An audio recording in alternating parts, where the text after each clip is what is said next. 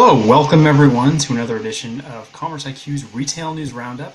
Where we round up the top 4 articles that you need to read to better understand retail, e-commerce, and the economy. And of course, today we have another 4 articles for you, so let's get into it.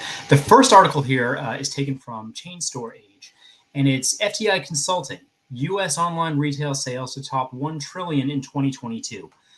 So very short article, but good for a bit of perspective and perhaps counter, I would say, a bit counter to some of the narrative you see right now at other sources, that say that the trajectory of e-commerce growth has really returned to what it was pre-pandemic, or what it would have been at this point, before the pandemic, or had the pandemic never happened.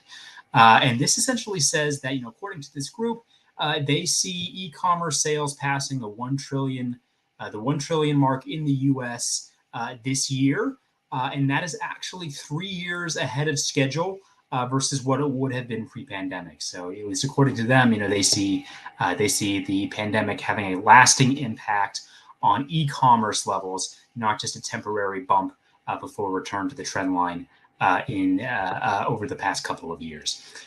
Also, lots of growth to be had over the next several years, where e-commerce reaching about $2 trillion in sales by the end of 2030, so 8 years from now, and then continuing to acquire share, all the way up from where it is now, about 22%, to much higher by the end of the decade as well.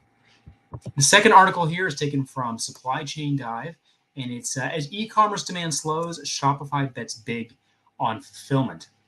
A really good summary of some of Shopify's recent investments over the past, over the past year, or even longer than a year, and how they're investing in acquiring companies like Flexport. I think the other one, Deliver, was another big one, and the other one was Six River Systems, which are various kind of degrees of embeddedness in the supply chain to help their vendors interact with one another, to help deploy their inventory closer to the shopper, and just to help everything run as smoothly as possible, again, to help kind of their end goal, of providing fulfillment services for retailer sites, thinking of a direct-to-consumer, as well as kind of these online storefronts of, smaller brands and smaller retailers, as opposed to massively large retailers like Amazon or Walmart. Worth noting, all this is occurring, or some of this is occurring more recently with Shopify's kind of slowdown in e-commerce growth that they've experienced for the past several months. And also, I would argue that, Shopify, I think, is feeling the slowdown in e-commerce worse than in other places, say at Walmart, Target, or Amazon, because I think D2C in general and kind of more smaller e-commerce storefronts are being hit harder than the larger marketplaces like Amazon and Walmart. So I think they face an uphill battle overcoming that moving forward in the coming years.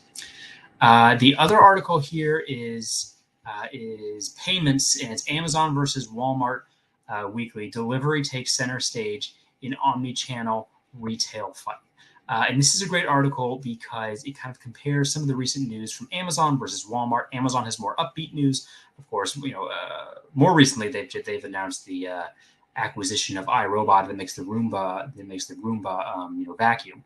But even aside from that, kind of along the Shopify note, Amazon also recently announced that they're partnering with select retail stores in a few different zip codes to basically host their fulfillment efforts, so that as you shop for those items from those retailers on their storefronts, Amazon is the one fulfilling those items, and potentially even fulfilling from their stores as well. So Amazon kind of further embedding itself potentially into other retailers and partnering with them as well as being a competitor. So Amazon looking for ways of outsourcing, or not outsourcing, but expanding its fulfillment network, and in terms of finding different ways of boosting its profitability and adding profit centers to its business. Contrast that with Walmart, which announced a round of corporate layoffs of about 200 employees. They have announced a lower or released lower profitability outlook for the remainder of the year. So a bit of negative news on Walmart's front, but I would say, be cautious with being too negative on Walmart. That news, the profitability news, is really industry wide, and 200 layoffs isn't all that many. And it's possible that a lot of them will be, repositioned within the company in more growth-centric areas. I think Walmart is well positioned to continue investing in e-commerce and growth sections of the company.